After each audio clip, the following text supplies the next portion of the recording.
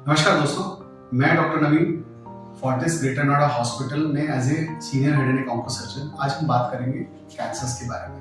Cancers, उनके types, उनको कैसे डायग्नोसिस किया जाता है और उनका ट्रीटमेंट क्या हो सकता है और उसके लिए प्रिकॉशंस क्या क्या है। देखिए, कैंसर का नाम आते ही सबके मन में एक डर पैदा होता है क्योंकि ये बीमारी एक इंडिविजुअल के साथ साथ पूरे परिवार को हिला कर रख देती है। इसलिए कैंसर को जानना, उसके बारे में क्या होता है, उसके टाइप्स क्या हो सकते हैं, आज हम इस विषय पे बात कर रहे हैं। वो कैंसर क्या होता है? बेसिकली कैंसर शब्द को समझने से पहले हम एक शरीर की नॉर्मल संरचना और उसके बारे में पहले बात करते हैं। देखिए, हमारा शरीर खरबों कोशिकाओं का मिलकर बना होता है। ये कोशिकाएं, इनका ये बढ़ती है, पैदा होती है, बढ़ती है, फिर डिवाइड होती है और इनका निष्कासन हो जाता है। ये एक रेगुलर साइकिल है।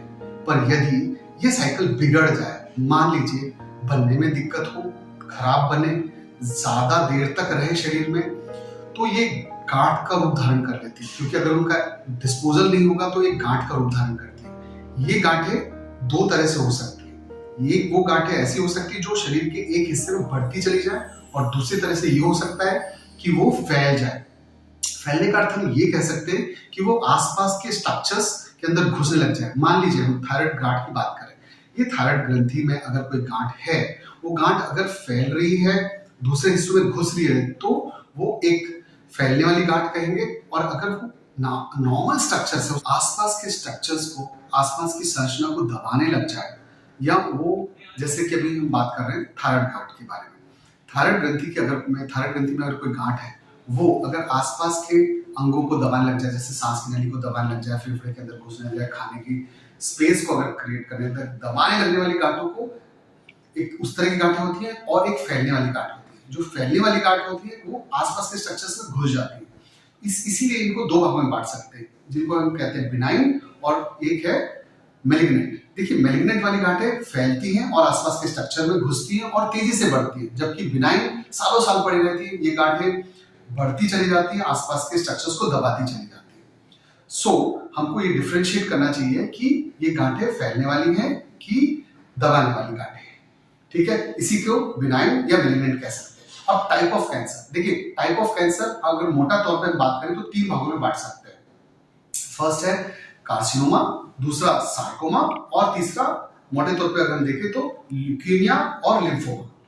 जो सेल्स, जो अगर हम बात करें, सबसे पहले हम आते हैं कार्सिनोमा। कार्सिनोमा एपिथेलियल सेल्स होते हैं। जैसे हम बात करें चमड़ी के ऊपर की लाइनिंग्स या और ऑर्गन्स की, इंटरनल ऑर्गन की लाइनिंग्स, उसके अंदर जो भी ऐसे सेल्स जो बढ़ने लग जाए या फिर उनमें बढ़ोतरी होने लग जाए, तो वो कार्सिनोमा में आते हैं। जैसे इसके अंदर आते हैं lung cancers, prostate cancers, colon cancers, breast cancers, चमड़ी के कैंसर, ये सब चीजें। अब दूसरा टाइप है सार्कोमा। सार्कोमा जो होते हैं वो हड्डी के या उसके अंदर के जो मांसपेशियां होती है, उसके जो ट्यूमर्स होते हैं, उनको हम सार्कोमा में डिवाइड कर सकते हैं।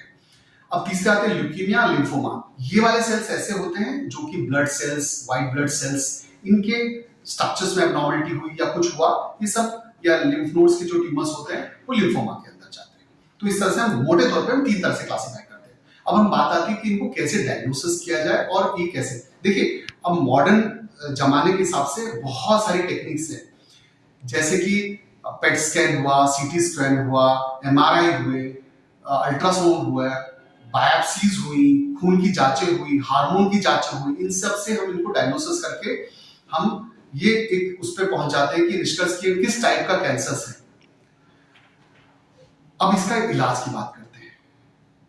इलाज को हम तीन मोटे भागों में बांट सकते हैं, जैसे सर्जरी, फिर दूसरा कीमोथेरेपी और तीसरा रेडिएशन थेरेपी। देखिए, सर्जरी में सबको पता है कि वो पूरी गांठ को हम फॉर्म पे निकाल लेते हैं, उसको हम कह सकते हैं कि सर्जरी से हमने कैंसर से छुटकारा ले लिया। दूसरा होता है केमिकल से कीमोथेरेपी के थ्रू बहुत सारी ड्रग्स हम बॉडी में इन्फ्यूज करते हैं, जिससे कैंसर सेल्स की डेथ हो जाती है और कैंसर से इलाज हो सकता है। इसी तरह से रेडिएशन, जिसमें विकिरण या किरणों के द्वारा कैंसर सेल्स को श्रिंक कर देते हैं और इससे कैंसर से निजात पाई जा सकती है।